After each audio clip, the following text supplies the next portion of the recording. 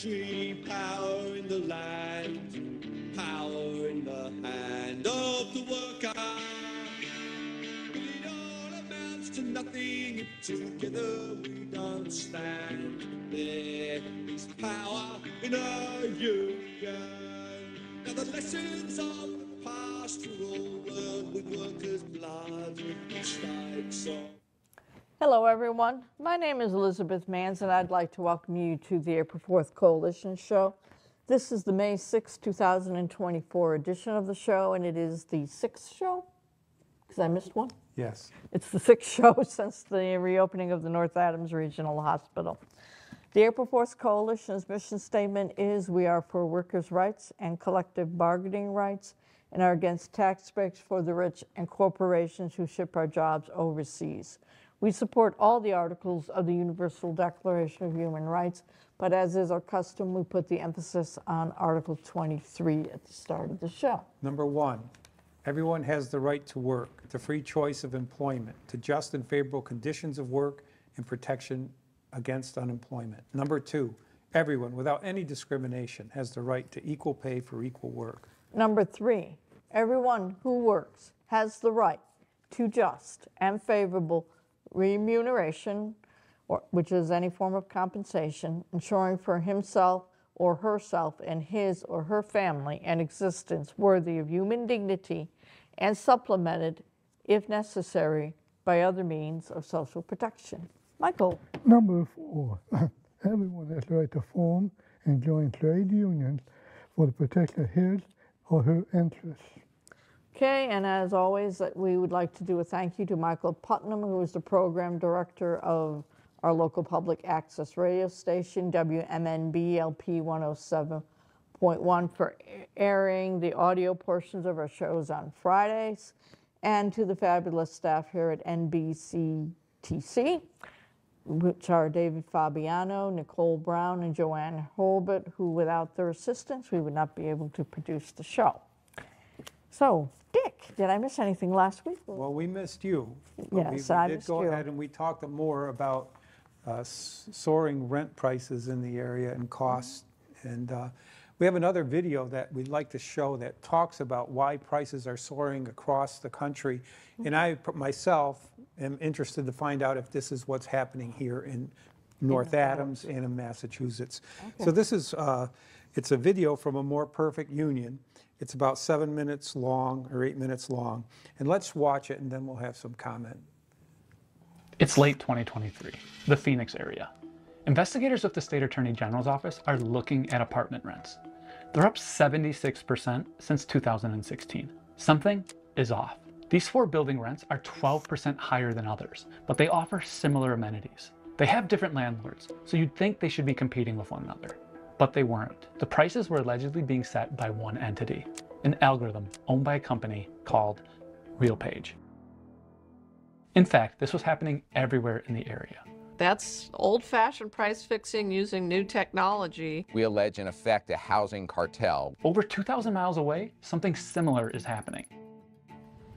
It's alleged that all of these different units, their prices were set by one single algorithm, which sounds bad. And it could be happening in cities and states across the country. Renters have filed over 30 different lawsuits against RealPage. We're going to talk about what all this means, how algorithms, these black boxes of data, are shaping our markets and giving an incredible amount of power to the few, and how the Department of Justice and some state attorney generals are fighting back. Because this is a story about how a few lines of code broke the American housing market. What is RealPage? So RealPage is a company that operates software that allows landlords to input their data into an algorithm, and then RealPage sets the prices for all of those landlords. This is actually against the law. Attorney General Mays isn't the only one alleging this. Our allegations are that RealPage, in combination with 14 of the largest landlords here in the District of Columbia, are effectively colluding with one another to set rents. Across America, rent is up 20% since 2020. The Attorney Generals of Arizona and DC are suing RealPage and a host of big landlords, alleging that an algorithmic housing cartel is helping drive up prices. In the pre-RealPage days, landlords would compete with one another. They played a guessing game with rent prices. Push it too high and people move, leaving landlords hunting for new tenants. It was a delicate balance, a market. And I'm not sure if it was fair, but it wasn't rigged. An algorithm helped change all of that. We're talking about an algorithm that aggregates otherwise confidential information that the landlords have that ordinarily they would not share with their competitors. Data like rent prices, lease expiry dates, any deals they offer to tenants. That allows then the algorithm to spit out a pricing recommendation, all designed to keep the overall market at its highest peak. They are not charging what the market can bear. They are controlling the market. It's leading to the exacerbation of our affordability crisis, our housing crisis here in Arizona. If you could imagine a smoke-filled room where the landlords, the largest landlords in the District of Columbia, came together to decide what they were going to charge in rent, to share their confidential information, everybody would be able to see that that's an anti-competitive practice. Until recently, using shared pricing algorithms like this flew under the radar. If your algorithm set prices, you'd just say, it's not cheating, it's a suggestion. Not anymore. Lena Khan and the FTC have said, just a suggestion? That's price fixing, no excuses. And RealPage, according to the lawsuits, they weren't even pretending the prices were suggestions. RealPage has a system set up where the landlords who have adopted the system agree to a set of rules. One of the rules is that RealPage gets to set rent prices. If landlords want to charge less than the digital oracle suggests, they have to justify their decision. The justification needs to be reviewed by RealPage. RealPage can push back against the justification. And if you push back too much, RealPage can kick the landlord out of the scheme, with one insider telling investigators, sometimes we were happy to see customers go. They also had a policing agent that would go out and make sure that the landlords and their leasing agents were staying in line and not deviating from the price that was being set. This scheme, if true, has had a real tangible impact on Americans. RealPage advertises that it's going to increase revenues 2% to 7% for the participants in the cartel. What RealPage is telling these landlords and is doing with these landlords is, don't worry about occupancy rates anymore. It doesn't matter really how many people move out of your building, you're still going to grow your revenue over time. How? Through these coordinated price increases. In Phoenix alone, we've seen rent increase 76% since 2016. It is almost certain that people were evicted as a result of these price increases, and that some people were made homeless by them. To their prospective customers, the landlords, RealPage is pretty open about all of this. You can go to their website, type in a zip code, and view a sample of what buildings are using the software, along with any corresponding price changes. We'll see this building right here, rent is actually down about 4%. If we just zoom out a little bit, a few blocks over, this rent is actually up 4%. They used to have videos where landlords talked about how RealPage's algorithm pushed them to raise rent, but the company deleted it after the Washington Post ran a story. On investor calls, they're flat out saying the algorithm is going to recommend higher lease rates for every property. But the company goes to great lengths to train landlords to hide this scheme from renters. Landlords were coached across a variety of scenarios and told not to mention RealPage or pricing algorithms to tenants. Instead, they were supposed to say stuff like units were being priced individually. RealPage and the larger industry dispute the charges. Since the onslaught of lawsuits, RealPage has largely stayed quiet, ignoring our request for an interview. But the industry has published a paper defending itself. They make a bunch of different arguments, but it boils down to two major points. The first, sharing info doesn't mean they're teaming up. Why? Because the rental world is just too big and too messy for any sort of secret deal to stick. But that doesn't seem to stand up to scrutiny. The RealPage algorithm is being used by nearly 90% of the apartment owners in the DMV. RealPage controls 70% of the rental units in Phoenix, and that they control at least 50% of the market in Tucson. 90% in DC, 70% in Phoenix. That hardly seems like a fragmented rental market. And their second point, more houses, not less data sharing, is the real fix for high rents. That's bunk. You know, we've got apartment units all over Phoenix that aren't being rented right now because people can't afford them. The spaces are there, but people can't afford them because these landlords are setting artificially high rent via an algorithm. And that is just unacceptable, absolutely unacceptable. Things are shifting. Renters are banding together in class action lawsuits. Arizona, DC, and possibly North Carolina are suing.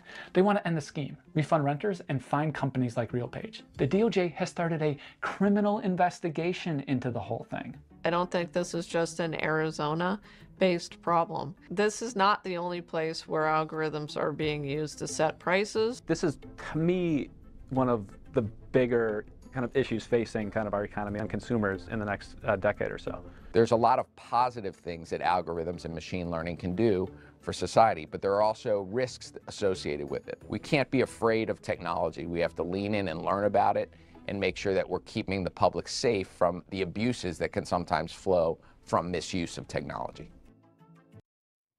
Well, I agree with that one. And in this era, it's so easy to hide everything. right. Well, in this area, I've come across a lot of people that have told me that their rents have been skyrocketing. Since I retired, I'd run into people. So I called the Attorney General's office today and asked them about this investigation in Arizona and Washington. I asked her, in Massachusetts, were they doing this investigation? She said no, not that she knew of. But how the Attorney General's office works is if I and other people write a complaint to the Attorney General's office, and as people come in and complain about this issue, about their rent going up, if they see a pattern, then they'll Then they go investigate. and look. So if your rent's being jacked up, please do that. She also encouraged us to contact our mayor, city council, and our state representative and state senator and let them know and have them investigate this too. So, you know, this is something that you have to just don't sit back and take it as, well, it happened to me and now I have to go find a And now place. the new If place to everybody live. reports it, let them do the paperwork of drawing the lines and see if there's anything connection. I just, saw this article, it was in ProPublica in November of 2022, and it said the Department of Justice Antitrust Division has opened an investigation into whether rent-setting software made by a Texas-based real estate tech company is facilitating collusion. So the inquiry being launched as questions had arisen about 2017 merger between RealPage and another competitor. The sources told ProPublica that the Department of Justice staff raised concerns about the merger, but were overridden by the former President Donald Trump and his association. So, this is a political thing too. So you have to get involved and report these things. Right, because I figured RealPage can't be the only company Right, with this algorithm. right. So And it's, let's look at that, but also, and we brought up the name Donald Trump.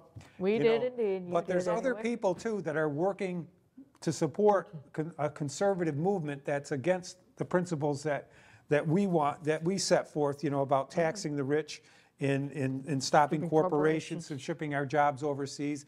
And there's this Project 2025, and we're going to talk about it a lot more, but let's watch this video just as an introduction to that.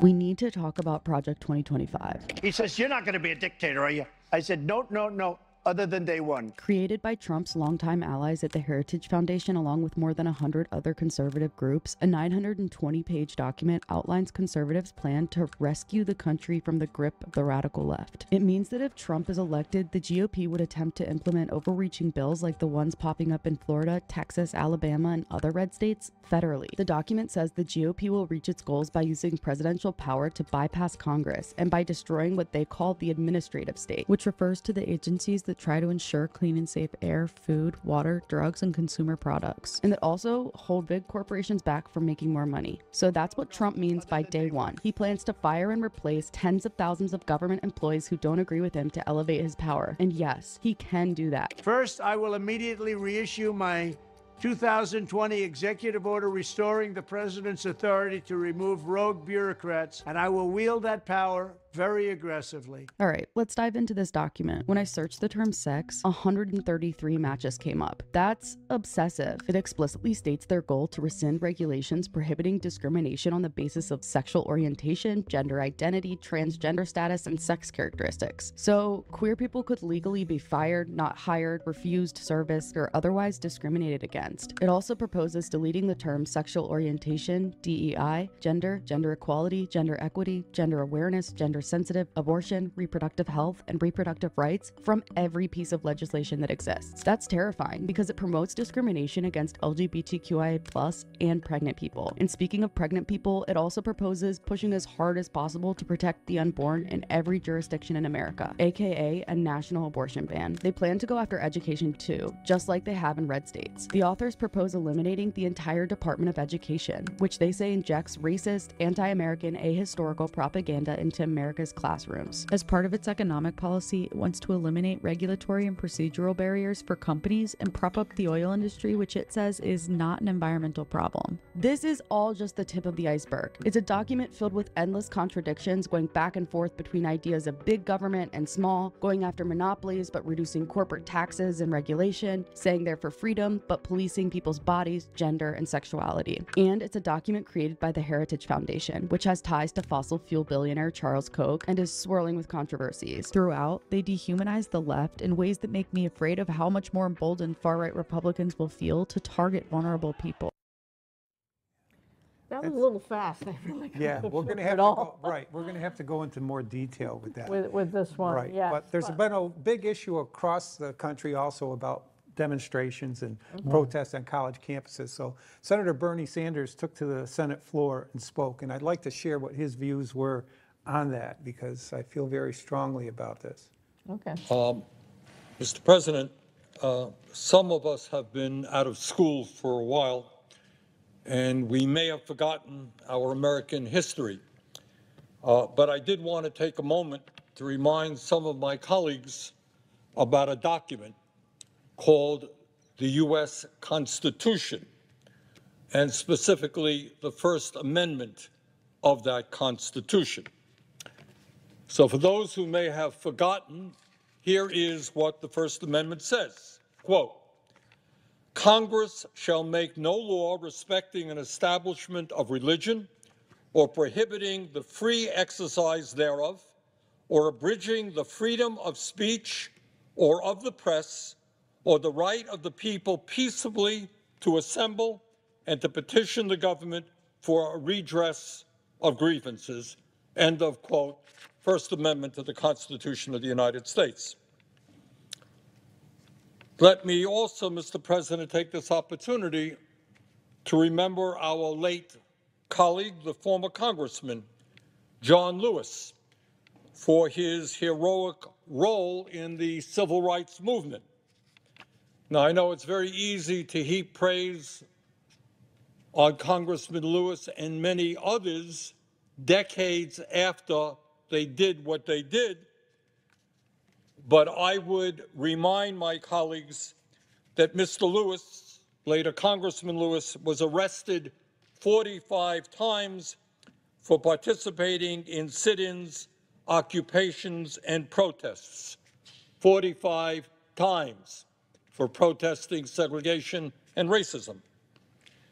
I would also remind my colleagues that the lunch counter protest at Woolworths and elsewhere, which helped lead to the desegregation of the South and the ending of apartheid in the United States, were in fact sit-ins and occupations where young black and white Americans bravely took up space in private businesses, demanding an end to the racism and segregation that existed at that time. Further, as I hope everybody knows, we have also seen in recent decades protests, some of them massive protests, against sexism, against homophobia, and the need to transform our energy system away from fossil fuel in order to save this planet. In other words, protesting injustice and expressing our opinions is part of our American tradition. And when you talk about America being a free country, well, you know what? Whether you like it or not, the right to protest is what American freedom is all about. That's the U.S. Constitution. And Mr. President, let me also remind you that exactly 60 years ago, ironically, exactly 60 years ago, student demonstrators occupied the exact same building on Columbia University's campus as is taking place right now. Ironically, the same building, 60 years ago. Across the country, students and others, including myself, I would say, joined peaceful demonstrations in opposition to the war in Vietnam. Those demonstrators were demanding an end to that war, and maybe, just maybe, tens of thousands of American lives and countless Vietnamese lives might have been saved if the government at that time listened to the demonstrators. And I might also add that the president at that time, a very great president, Lyndon Johnson, chose not to run for re-election because of the opposition to him that occurred as a result of his support for that Vietnam War. And further, let us not forget those who demonstrated, went to the streets, and protested against the failed wars in Iraq and Afghanistan. Maybe those protesters should have been listened to as well. Shock of all shocks, government's policy is not always right. Mr. President, I noted recently that a number of my colleagues in both parties, not just the Republican Party, but the Democratic Party as well as many news reporters, TV, newspapers, they are very concerned, very, very concerned about the protests and violence we are seeing on campuses across the country. So let me be very clear. I share those concerns about violence on campus, or for that matter, anyplace else. And I condemn those who threw a brick through a window at Columbia University. That kind of violence should not be taking place on college campuses. I also am concerned and condemn the group of individuals at UCLA in California who violently attacked the peaceful encampment of anti-war demonstrators on the campus of UCLA. So, Mr. President, let me be clear. I condemn all forms of violence on campus, whether they are committed by people who support Israel's war policies or by people who oppose those policies. Further, I would hope that all of us can agree that in the United States of America, all forms of bigotry must be condemned and eliminated. We are seeing a growth of anti-Semitism in this country, which we must all condemn and work to stop. We are also seeing a growth of Islamophobia in this country, which we must all condemn and stop. And in that regard, Mr. President, I would mention that in my very own city of Burlington, Vermont, 3 wonderful young Palestinian students were shot at close range on November 25th of last year. They were visiting a family member to celebrate Thanksgiving, walking down the street, and they were shot. And Mr. President, let me make an additional point. I have noted that there is an increasing tendency in the media and on the part of some of my colleagues here in the Senate to use the phrase pro-Palestinian to suggest that that means that people who are pro-Palestinian are pro-Hamas. And to my mind, that is unacceptable, and it is factually inaccurate. The overwhelming majority of American people and protesters understand that Hamas is a terrorist organization that started this war by attacking Israel in an incredibly brutal and horrific way on October 7th. To stand up for Palestinian rights and the dignity of the Palestinian people does not make one a supporter of terrorism. And let me also mention something that I found rather extraordinary. And I've been in politics for a while, but I did find this one particularly extraordinary and outrageous. And that is just a few days ago, Israeli Prime Minister Benjamin Netanyahu, the leader of the right-wing extremist government in Israel, a government which contains out-and-out anti-Palestinian racists, Netanyahu issued a statement in which he equated criticism of his government's illegal and immoral war against the Palestinian people with anti-Semitism. In other words, if you are protesting or disagree with what Netanyahu and his extremist government are doing in Gaza, you are an anti-Semite. Well, that is an outrageous statement from a leader who is clearly trying to do something, and I have to tell you, I guess he's succeeding with the American media, and that is to deflect attention away from the horrific policies that his government is pursuing in Gaza, which have created an unprecedented humanitarian disaster. So let me be as clear as I can be. It is not anti-Semitic or pro-Hamas to point out that in almost 7 months, the last 7 months, Netanyahu's extremist government has killed 34,000 Palestinians and wounded more than 77,000. 70% of whom are women and children. 5% of the 2.2 million people in Gaza have been killed or injured, 70% of whom are women and children. And to protest that or to point that out is not anti-Semitic. It is simply factual.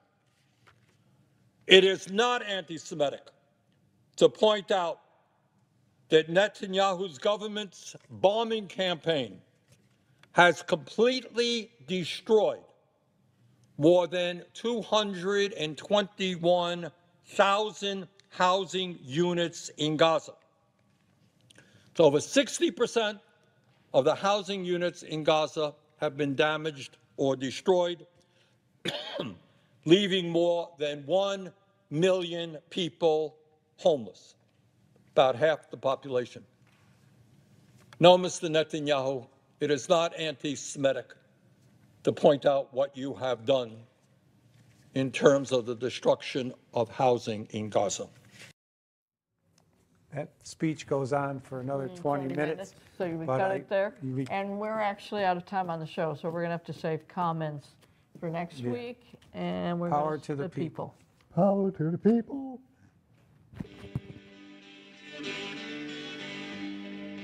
There's power in the factory, power in the land, power in the hand of the worker. But it all amounts to nothing if together we don't stand. There is power in a union. Now Now the lessons of the past were all learned with workers' blood. Mistakes of the bosses we must pay for. From the cities and the farmlands to trenches full of mud. War's always been the bosses'